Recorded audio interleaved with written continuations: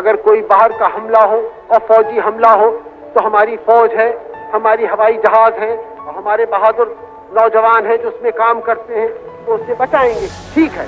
लेकिन आखिर में फौज नहीं बचाती है किसी मुल्क को, न हवाई जहाज बचाते हैं, आखिर में मुल्क की हिम्मत बचाती है। एक राजनेता और प्रधानमंत्री के तौर पर जवाहरलाल नेहरू की उपलब्धियों और असफलताओं पर बहस हो सकती है, लेकिन ये भी सच है कि उनके मानवीय पक्ष को किसी तरह नकारा नहीं जा सकता। दुनिया के सबसे बड़े लोकतंत्र के पहले महानायक नेहरू, बच्चों पर प्यार लुटाते चाचा नेहरू, अपने समय में दुनिया के 5 सबसे बेहतरीन लेखकों में से एक नेहरू, रंगीन मिजाज नेहरू, स्टाइल आइकॉन नेहरू और कंजूस नेहरू। आज हर देशवासी के मन में पंडित जवाहरलाल नेहरू की एक अलग छवि है। लेकिन क्या आप जानते हैं कि भारत की आजादी का इतिहास पंडित नेहरू के नाम के बिना अधूरा है?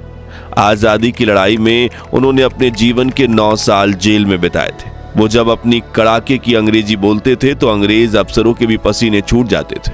एडविना माउंटबेटन समेत कई ब्रिटिश महिलाएं उनके आकर्षण पर फिदा थीं और देश के प्रधानमंत्री बनने के बाद भी वो दिन में 16 से 17 घंटे काम किया करते थे और उन्होंने ही इतने महान लोकतंत्र को अपने पैरों पर खड़ा किया। मगर उनकी छवि का दूसरा पहलू ये भी है कि उन्हें दिन में कई बार सिगरेट पीने की आदत थी। जीवन के आखिरी दिनों में वो राजनीतिक करियर का पतन होते देख रहे थे और शायद उनकी वजह से ही भारत 1962 का इंडो चीन युद्ध हार गया था। मगर कैसे और 9 साल तक जेल में रहकर उन्होंने क्या किया था? आज हम आपको पंडित जवाहरलाल नेहरू के जीवन से जुड़े ऐसे ही कुछ अनसुने अनकहे किस्से बताएंगे, साथ ही उनके कुछ दुर्लभ भाषण भी दिखाएंगे। तो बने रहिए इस दिलचस्प वीडियो के अंत तक। आज हम एक आजाद लोग हैं, आजाद मुल्क है। मैं आपसे आज जो बोल रहा हूं, एक हैसियत, एक सरकारी हैसियत मुझे मिली है जिसका असली नाम ये होना चाहिए कि मैं हिंदुस्तान की जनता का प्रथम सेवक हूं। पंडित जवाहरलाल नेहरू ने अपने जीवन के 3259 दिन यानी करीब 9 साल जेल की सलाखों के पीछे गुजारे थे और आजादी की लड़ाई के दौरान इन गिरफ्तारियों ने ही उन्हें जवाहर से पंडित नेहरू बना दिया था। बात है साल 1921 की। अंग्रेजों की गुलामी की बेड़ियों को तोड़ने के लिए महात्मा गांधी ने असहयोग आंदोलन छेड़ दिया था। नेहरू तब कोई दिग्गज नेता नहीं बल्कि 32 वर्षीय नौजवान थे जो देश की आजादी दिलवाने के लिए मर मिटने को भी तैयार थे। उनकी पहली गिरफ्तारी हुई इलाहाबाद में। जुर्म क्या था? किसानों के अधिकार की बात करना, मजदूरों के पक्ष में भाषण देना और ब्रिटिश राज को गैर कानूनी बताना। जब उन्हें पहली बार जेल भेजा गया तो उनके पिता मोतीलाल नेहरू बोले, आज से तू मेरा बेटा नहीं, मेरा नेता है। इस दौरान उन्होंने जेल की उन पत्थर की दीवारों के बीच खुद को और बेहतर समझा। वहीं उन्होंने किताबें पढ़ी, सोचना शुरू किया और तय किया कि अगर कभी मौका मिला तो उस देश को नई दिशा देंगे। इसके बाद 1930 में नमक आंदोलन के दौरान उन्हें फिर से जेल भेजा गया। इस बार उन्हें खतरनाक अपराधियों के बैरक में एकांतवास में रखा गया, जहां वो सुबह एक्सरसाइज करते और बाकी का दिन चरखे पर सूत काटने और पढ़ने में बिताते। शुरू में जब उन्हें चरखा रखने की भी अनुमति नहीं दी गई थी तो उन्होंने अपने आप को व्यस्त रखने के लिए नेवाड़ बिनना शुरू कर दिया था, जिसे उन्होंने बाद में भी जारी रखा था। लेकिन एक अनुशासित कांग्रेस कार्यकर्ता की तरह उनकी मुख्य रुचि चरखा काटने में थी। अपने 6 महीने के जेल प्रवास में उन्होंने चरखे पर 30,000 गज और तकली पर 750 गज सूत काटा था। अगले कुछ सालों तक ऐसा लगने लगा था मानो अंग्रेजों का एक ही काम रह गया था, नेहरू को गिरफ्तार करना। लेकिन हर बार नेहरू जेल में सिर्फ सजा नहीं काटते बल्कि अपने विचारों को और मजबूत बनाते थे। एक बार उन्होंने एक अंग्रेज जेलर से कहा था, तुम मुझे कैद कर सकते हो लेकिन मेरी कलम और मेरी सोच को नहीं। सबसे गहरा असर उनकी आखिरी जेल यात्रा ने डाला, जब 1942 में भारत छोड़ो आंदोलन के दौरान उन्हें अहमदनगर किले में कैद किया गया। यहीं उन्होंने अपनी सबसे मशहूर किताब डिस्कवरी ऑफ इंडिया लिखी। उस जेल में पत्थरों की दीवारों के बीच अगले 3 सालों तक वो दिन रात लिखते रहे। उन्होंने उस किताब में सिर्फ इतिहास नहीं बताया बल्कि उस भारत की तस्वीर खींची जो वो आजाद देखना चाहते थे। ऐसा भारत जो सबको साथ लेकर चले, जो मजबूत हो और जिसमें हर किसी को बराबरी का हक मिले। जब वो जेल से बाहर निकले तब वो पहले जैसे नहीं थे। अब वो एक ऐसे नेता बन चुके थे जो देश का सपना सिर्फ देखता नहीं था, उसे सच्चाई में बदलने की हिम्मत भी रखता था। अब एक तरफ द्वितीय विश्व युद्ध ने ब्रिटिश साम्राज्य की कमर को तोड़कर रख दिया था और दूसरी तरफ भारत का स्वतंत्रता संग्राम अपने चरम पर था। गांधी जी ने भारत छोड़ो आंदोलन के बाद हर गली हर चौराहे पर अंग्रेजों भारत छोड़ो के नारे गुंजा दिए थे। अब अंग्रेजों को एहसास हो गया था कि अगर उन्होंने भारत को जल्दी ही आजाद नहीं किया तो हो सकता है कि वो यहाँ से जिंदा कभी ना लौटे, और अगर लौट भी गए तो इतिहास उनके नाम के साथ सिर्फ एक शब्द जोड़ेगा, भगौड़ा, क्योंकि अब उनके पास भागने के अलावा कोई विकल्प नहीं बचा था। इसी डर से उन्होंने तुरंत भारत को आजाद करने का निर्णय लिया और 15 अगस्त 1947 को भारत आजाद हुआ और 14 अगस्त की ऐतिहासिक रात को भारत को उसका पहला प्रधानमंत्री मिला, पंडित जवाहरलाल नेहरू। एक ऐसा नेता जो जेल की काल कोठरी से उठकर देश के सबसे ऊंचे पद तक पहुंचा था। और फिर आधी रात को जब सारा देश नींद में था तब संसद भवन में उन्होंने वो ऐतिहासिक भाषण दिया जिसे इतिहास में ट्रस्ट विद डेस्टिनी यानी नियति के साथ मुलाकात के नाम से जाना जाता है।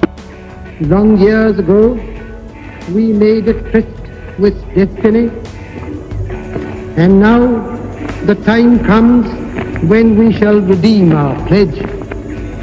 उन्होंने कहा, बहुत साल पहले हमने नियति से वादा किया था और अब वह समय आ गया है जब हम अपनी प्रतिज्ञा को पूरा करेंगे, पूरी तरह से या पूरी तरह से नहीं, बल्कि बहुत हद तक। आधी रात के समय जब दुनिया सो रही होगी, भारत जीवन और स्वतंत्रता के लिए जागेगा, आगे उन्होंने कहा।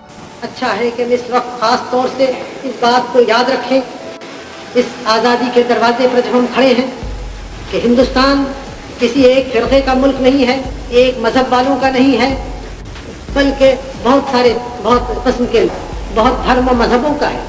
उस भाषण में सिर्फ शब्द नहीं थे, वो पीड़ा थी 200 सालों की गुलामी की। वो सपना था कि एक आजाद भारत का, और वो इरादा था उस भारत को दुनिया की सबसे बड़ी लोकतांत्रिक शक्ति बनाने का। और इस ऐतिहासिक भाषण को पंडित नेहरू ने खुद लिखा था। जी हाँ, अपने जमाने में नेहरू की गिनती दुनिया के 5 सर्वश्रेष्ठ अंग्रेजी लेखकों में होती थी। किसी अन्य शख्स के लिखे किसी कागज पर दस्तखत करना उनकी शान के खिलाफ होता था। इसका नतीजा ये होता था कि नेहरू का अधिकतर समय चिट्ठियों को डिटेक्ट करने या अपना भाषण तैयार करने में जाता था। ट्रस्ट विद डेस्टिनी भाषण देने के अगले दिन यानी अपनी पहली इंडिपेंडेंस डे स्पीच में उन्होंने देश को आजादी का असली महत्व समझाया। आजादी महज एक सियासी चीज नहीं है। आजादी जब भी एक ठीक पोशाक पहनती है जब उससे जनता को फायदा हो। आजकल हमारे सामने ये आर्थिक और इक्तिसादी सवाल बहुत सारे हैं। जिसके बाद उन्होंने उस वक्त धर्म के आधार पर बंटवारे और देश में हो रहे दंगे को लेकर अपनी चिंता जताई। लेकिन इसके पहले एक और सवाल है, और वो ये है कि सारे हमारे देश में अमन हो, शांति हो, आप उसकी लड़ाई झगड़े बिल्कुल बंद हो, क्योंकि जब तक लड़ाई झगड़े होते हैं उस वक्त तक कोई और काम माकूल तरीके पे नहीं हो सकता। आगे उन्होंने देश के आर्थिक विकास को लेकर बातें की। हमें सारे देश में बहुत कुछ आर्थिक तरक्की करनी है, कारखाने खोलने हैं, घरेलू धंधे बढ़ाने हैं, जिससे देश की धन दौलत बढ़े, और बढ़े इस तरह से नहीं कि थोड़े से जेबों में जाए, बल्कि आम जनता का उससे फायदा हो। पंडित नेहरू से जुड़ी कुछ अनसुनी अनकही बातें जो शायद आप नहीं जानते होंगे वो ये थे कि नेहरू बहुत ऊर्जा से भरे रहते थे। वो रोज 16 से 17 घंटे काम किया करते थे। बैठकों और फाइलों के अंबार के बीच भी नेहरू का ध्यान छोटी सी छोटी चीजों पर भी जाता था, यानी किसी पेंटिंग का तिरछा होना या कमरे का अस्त व्यस्त होना नेहरू को परेशान करता था। वो तब तक कोई काम नहीं कर पाते थे जब तक उसे ठीक ना किया जाए। उन्हें नोट और ड्राफ्ट सही करने और हर पत्र का जवाब खुद देने में एक अजीब सा संतोष होता था। दफ्तर आने से पहले वो 3 मूर्ति भवन के लॉन में आम लोगों से मिला करते थे। नेहरू स्वदेशी एम्बेसडर कार से अपने दफ्तर पहुंचते थे, जिसकी बोनट पर तिरंगा लगा होता था, और उनकी कार से थोड़ा आगे मोटरसाइकिल पर सवार सिर्फ एक सुरक्षा कर्मी चलता था। बाकी उनका सिक्योरिटी ड्राइवर के बगल में बैठता था और वो पीछे। नेहरू को पैसे की बर्बादी बहुत नापसंद। वो अपने पीछे बहुत कम पैसा खर्चते थे। एक कैफ रुस्तमी लिखते हैं, एक बार डिब्रूगढ़ की यात्रा के दौरान जब मैं उनके कमरे में गया तो ये देखकर दंग रह गया कि उनका सहायक हरी उनके फटे मोजे को सिल रहा था। इतना ही नहीं, वो कभी कार रोककर अपने ड्राइवर से खुला हुआ नल बंद करने के लिए कहते थे। एक बार सऊदी अरब की राजधानी रियाद में मैंने देखा कि वो अपने हाथों से अपने कमरे के आसपास हर जगह की बत्तियां बुझा रहे थे। एक बार उन्हें सलाह दी गई थी कि देश के प्रधानमंत्री का वेतन कैबिनेट मंत्रियों से ज्यादा होना चाहिए, तो उन्होंने इनकार कर दिया, बल्कि 3000 प्रति महीने के अपने वेतन में 2 बार कटौती करवाकर 2000 करवा दिया था। नेहरू को साधारण खाना पसंद था, बिना मसालों का। कई बार वो सड़क पर गंदे ग्लास में दी हुई चाय या ठंडाई पी जाते थे। हालांकि वो सिगरेट पीने के बहुत शौकीन थे, जिसका खुलासा अमेरिका ने उनकी 1956 की विजिट से जुड़े एक प्राइवेट डॉक्यूमेंट को रिलीज करके भी किया था। वो स्टेट एक्सप्रेस 555 सिगरेट पीते थे, वो भी दिन में कम से कम 20 से 25, और तनाव के दौरान तो और भी ज्यादा। लेकिन जब डॉक्टर्स ने उनके फेफड़ों के खराब होने की आशंका जताई तो उन्होंने इसे कम करके 5 सिगरेट तक ला दिया था। वहीं उन्हें शराब पीने का बिल्कुल भी शौक नहीं था। पंडित नेहरू बहुत ही सुलझे हुए व्यक्ति थे। जब वो साल 1957 के कॉमनवेल्थ कॉन्फ्रेंस अटेंड करने पहुंचे थे, तब उनसे एक रिपोर्टर ने पूछा कि भारत पाकिस्तान के बीच जो कश्मीर का मुद्दा चल रहा है, क्या आप कॉन्फ्रेंस में उसे लेकर आवाज उठाएंगे? तो उन्होंने बड़े कड़ाके से कहा, इसका कॉन्फ्रेंस से कोई लेना देना नहीं, तो मैं बेवजह इसकी बात यहाँ क्यों करूंगा। Will you be raising the question of Kashmir at the conference? No, conference has nothing to do with the question of Kashmir. It has never dealt with it and it won't. उनकी powerful English सुनकर अंग्रेज भी शर्मा जाते थे, लेकिन उन्हें देखकर जहां बड़े अधिकारियों के पसीने छूट जाते थे, वही बच्चे के चेहरों पर खुशी आ जाती थी, क्योंकि बच्चों को प्यार करके चाचा नेहरू इतनी प्यारी बातें करते थे कि बच्चे खुश हो जाते। फर्ज करो तुमने चिड़ियाओं को कहा था, कितनी चिड़ियाएं दुनिया में, हजारों लाखों किस्म की, कितनी चिड़ियाओं को तुम पहचानते हो? उनकी आवाज सुन के बता दो, देखो ये कोयल बोली या ये बोला ये वो बोला। यहाँ वो हंसी मजाक में बच्चों को बड़ी सीख दे रहे हैं कि लड़ाई झगड़ा नहीं करना चाहिए। लोग मिल के रहें, काम करें, अपना भी फायदा हो, देश का भी हो। लड़ाई झगड़े करने से कोई होता नहीं। क्या राय है तुम्हारी? हाँ, संजय की राय है, कुछ कभी स्याही फेंक दी जाए तो अच्छा है। पंडित नेहरू अपने साथी नेताओं की भी बहुत रिस्पेक्ट करते थे। सरदार पटेल नेहरू से 13 साल बड़े थे और गांधी से 7 साल छोटे थे। इंदर मल्होत्रा बताते हैं कि नेहरू और पटेल के घर आसपास थे।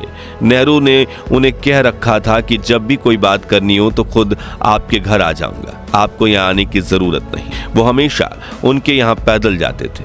वहीं मौलाना आजाद जरा दूर रहते थे, इसलिए नेहरू उनके घर मोटर में बैठकर जाते थे और गपशप करते थे। टेलीफोन पर नेहरू की कर्टसी होती थी और वो खुद अपने हाथ से मौलाना को फोन मिलाते थे।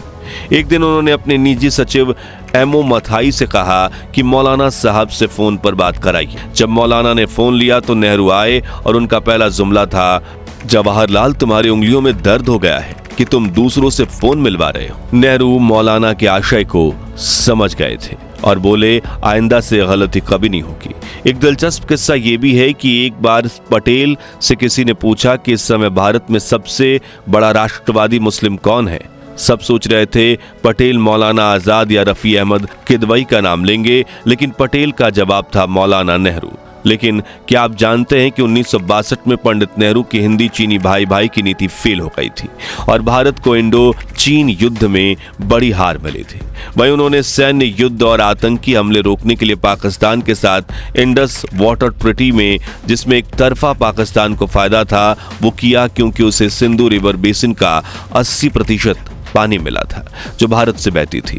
लेकिन फिर भी भारत को 20%, मगर उसके बावजूद 1965 और 1971 में पाकिस्तान ने भारत पर हमला कर दिया, जिसका जिम्मेदार कहीं ना कहीं पंडित नेहरू के शांतिपूर्ण स्वभाव को भी माना जाता है। अपने जीवन के आखिरी दिनों में उन्होंने अपने राजनीतिक करियर का पतन होते देखा था और उनका जो रंगीन मिजाज और एडविना माउंटबेटन के साथ लव स्टोरी है जो हमेशा विवादों का कारण बनी है, ये सब कहानियां हम जानेंगे इस वीडियो के अगले पार्ट में। तो चैनल को सब्सक्राइब करने के साथ बेल आइकन को प्रेस करके तैयार हो जाइए। खैर दोस्तों, क्या आप मानते हैं कि पंडित नेहरू के बिना भारत की आजादी अधूरी रहती और वो ना होते तो आजादी के बाद हमारा देश अपने पैरों पर खड़ा नहीं हो पाता? या फिर आप उनकी नीतियों और फैसलों को भारत सरकार की सबसे बड़ी भूल मानते हैं? अपनी राय हमें कमेंट्स में बताइए। उम्मीद है आपको ये वीडियो पसंद आया होगा और हाँ, लाइक और शेयर करके 11,000 लाइक्स जरूर करवा दीजिए। जय हिंद, जय भारत।